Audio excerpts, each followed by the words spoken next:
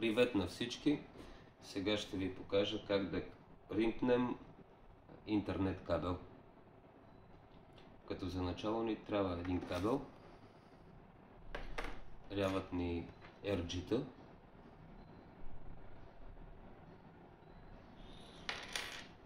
Трябват ни клещи за кримкване. Аз имам такъв модел. Кой каквито има, няма значение.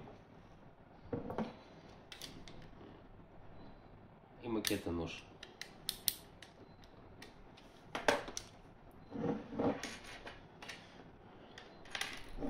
Като начало трябва да отрежем тази пластмаска тук. Гумирно ли е, пластмасово ли е, някъде толкова твърдо, че не може да се определи какво е. Взимаме си необходимият размер. Ето толкова ни трябва на нас. Колкото е това RG. И го обелваме. Аз ще използвам инструмент.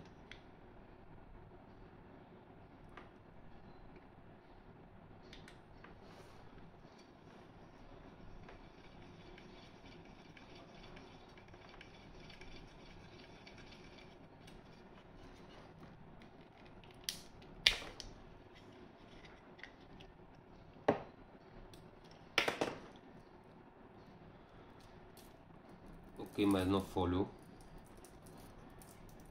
което се маха. Алуминиево фолио, то се маха.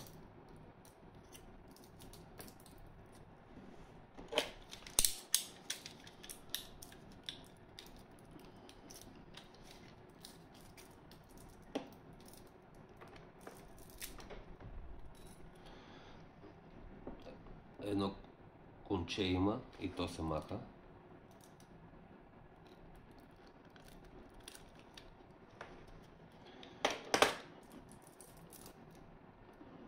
Има и още едно ълче от мед и то се маха.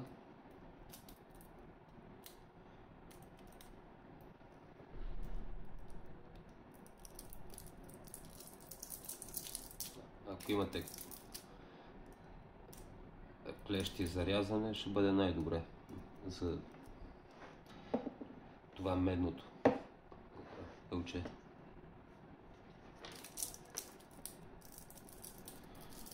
Найлона и той се маха.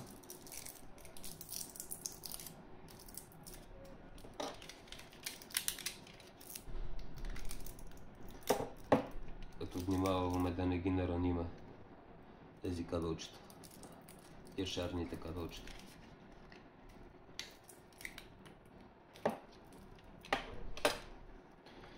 И сега идва най-гадното нещо.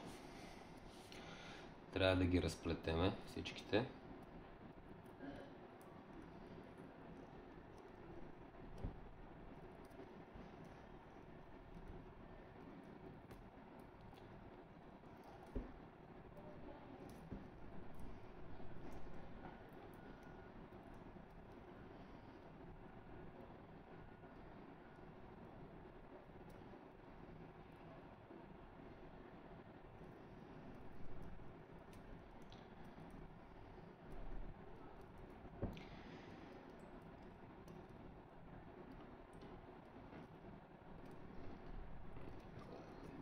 Да ги опънеме хубаво, да не са така като змия вълнообразни. Трябва да са опънати.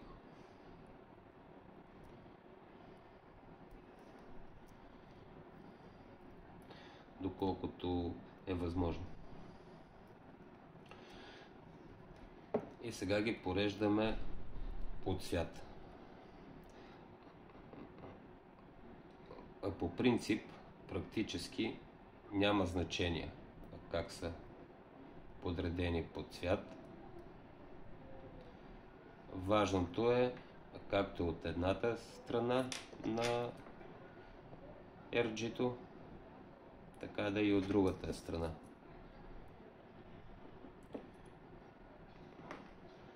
цветово подредени кабелите. Но по стандарт се прави така.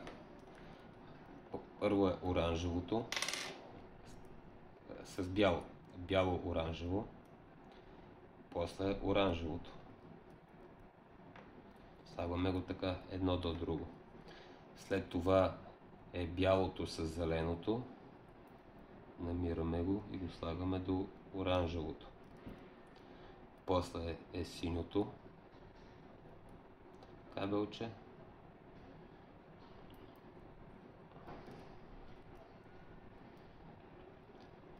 После е бяло с синьо.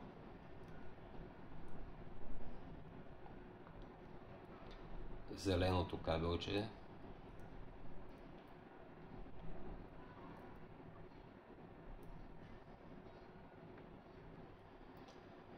Бяло и кафяво.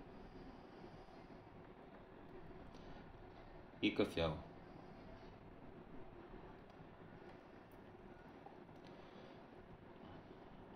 Ето така трябва да бъде. Бяло-оранжево, оранжево, бяло-зелено, синьо, бяло-синьо, зелено, бяло-кафяво и кафяво. Това е по стандарт.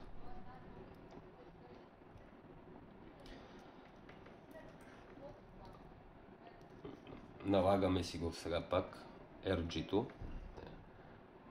Като това е бялото тук, трябва да ни влезе в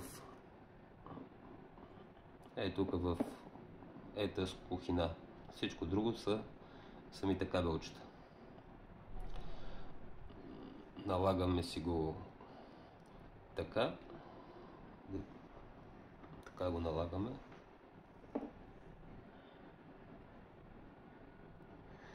И останалото се реже в една равнина права.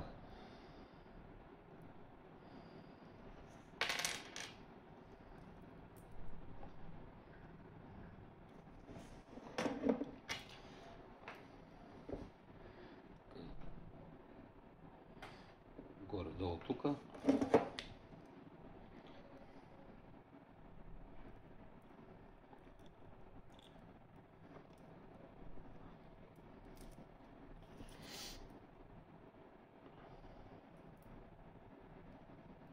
Ето затова трябва да са опънати хубаво кабелите, защото иначе е некомфортно. Ако имате клещи за рязане, штрак, ще ви е много по-лесно. Аз нямам и ще използвам резачката на тези клещи.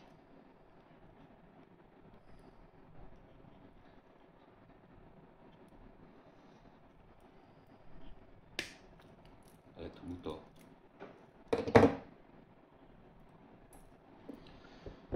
Така трябва да изглежда. Една равнина. Трябва да е всичко на едно равничко. След това ги вкарваме, проверяваме преди това пак дали са ни правилно подредени цветовете. Бяло-оранжево, оранжево, бяло-зелено, синьо, бяло-синьо, зелено, бяло-кафяво и кафяво. И го слагаме с... Това трябва да бъде отдолу. Това чопченце тук. Трябва да бъде отдолу. И го налагаме лекичко, внимателно, да си влезе в каналчетата. Гледаме дали всички каналчета са вътре. Има кабели.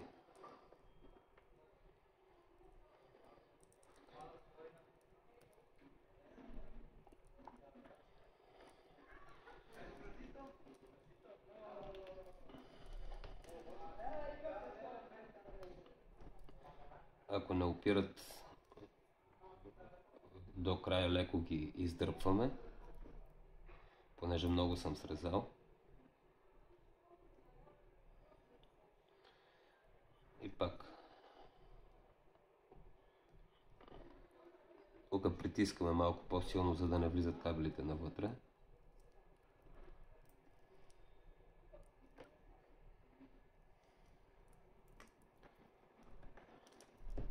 Проверяваме тук дали всичко е опряло така горе вътре. Ето тук на връхчето.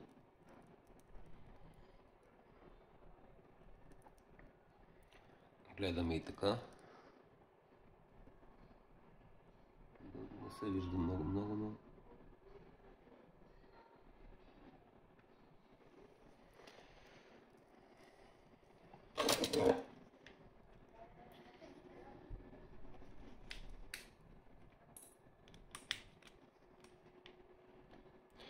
И го слагаме в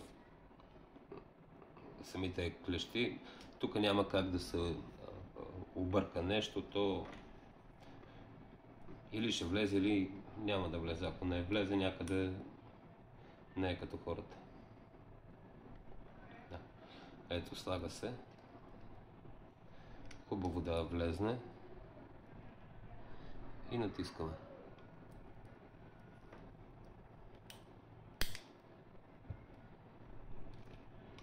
Може да повторим още веднъж. Изкарваме го. И сме готови с единия край. Започваме с другия край.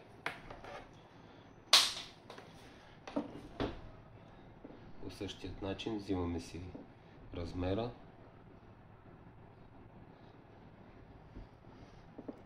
Така цялото налагаме. В началото налагаме цялото.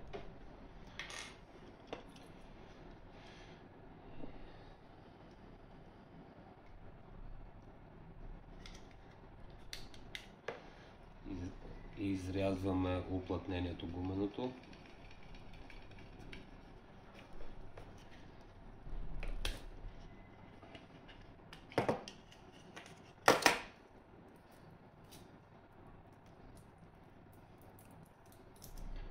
Махаме алуминиевото фолио.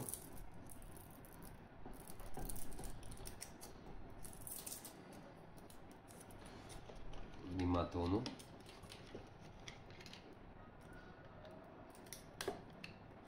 За да не се порежем или да не повредиме другите кабели. И конеца махаме по същия начин. Махаме нейлона.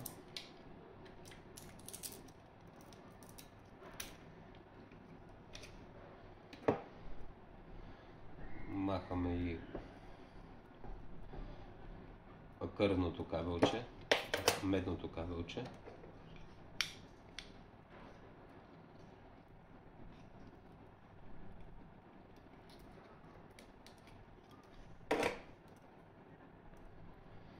Разплитаме ги внимателно.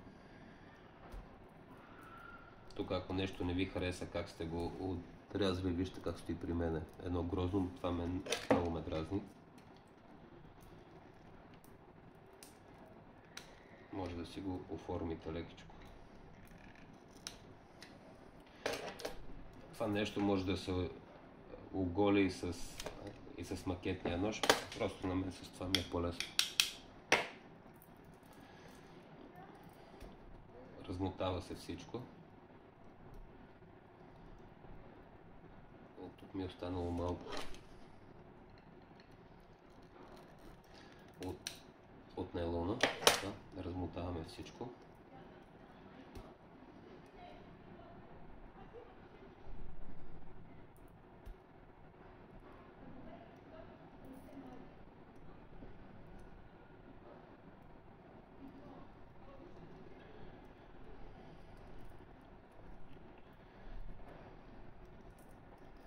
И започваме да ги подреждаме. Както казахме, бяло-оранжево, ето го тук, го търсим и го слагаме отпред.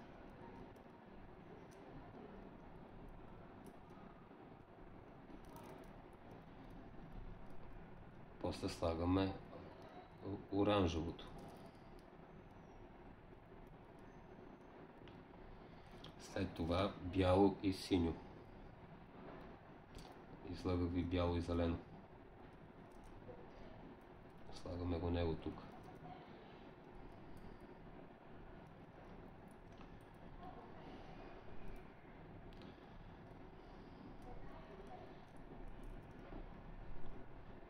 Слагаме си го така, като да ни е удобно и на нас после. Не да са така тия кабели, така да ги умотате. Бяло и зелено. Опъваме го и него, след това слагаме синьото. Ето го, синьото е тук.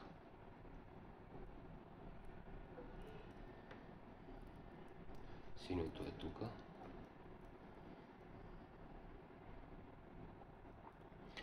След синьото е бялото със синьото.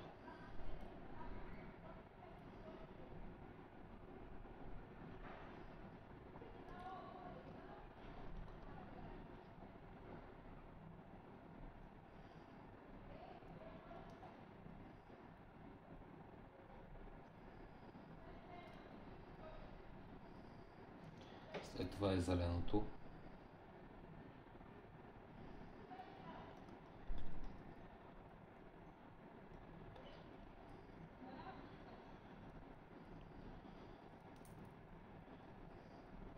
Бялото с кафявото.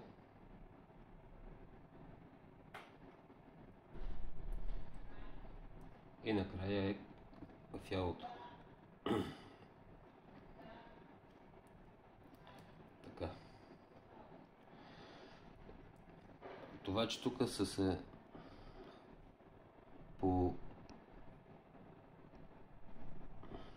по оплели малко тук долу.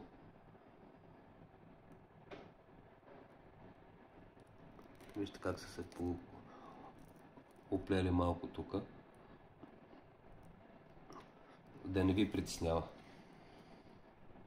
Сега, ако е нещо фрапиращо, да, но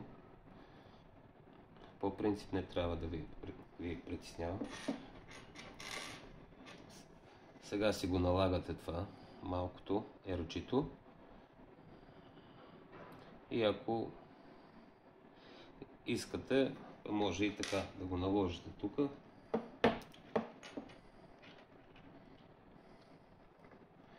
И си взимате размера тък и с макетния нож режете.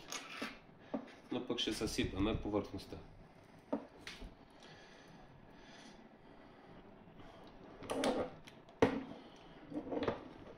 Е така трябва да изглежда преди да се подравни.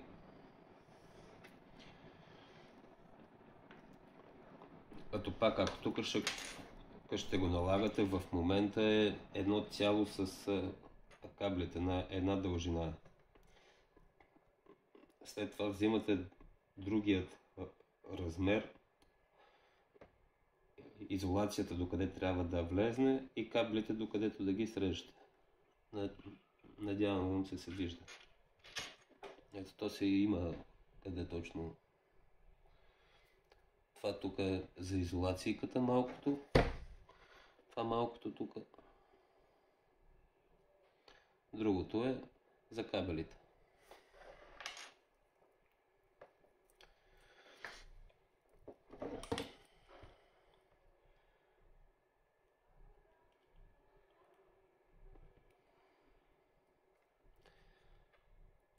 Обикновено римпащите клещи си имат резачка, която си е разграфена, точно както си трябва да си бъде.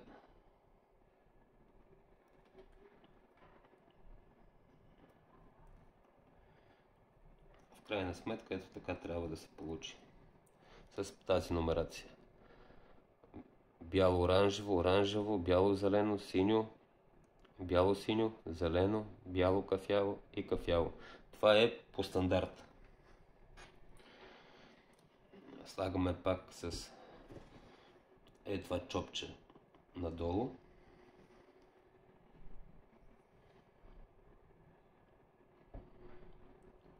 Гледаме внимателно дали ще влезе в каналчета. То си има едни каналчета, вие ще си ги видите. Тук притискаме хубаво.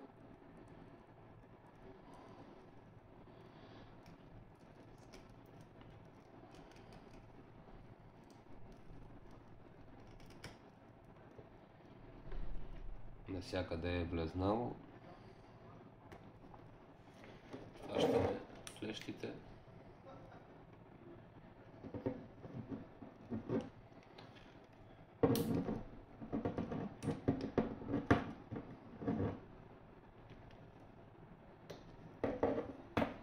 сме готови. Ето ги. И това е цялата философия. Накрая, като ги хванете двата края, трябва да са ви цветовете еднакви. Както е тук, така и тук. Има ли разминаване, няма да имате интернет. Затова в началото казах, че за мен практически няма значение. Важното е, както ги подредите от единия край, по същия начин да ги подредите и от другия край. Има ли разминаване? Няма. Имате проблем. Това е кабел, RAV кабел между компютър и свич. Или компютър и рутер и така. Иначе, по стандарт, цветовете са редуват по следния начин, както още веднъж ще кажа: бяло-оранжево, оранжево, бяло-зелено, синьо, бяло-синьо, зелено, бяло-кафяво и кафяво. Ами това е. Надявам се, съм бил полезен.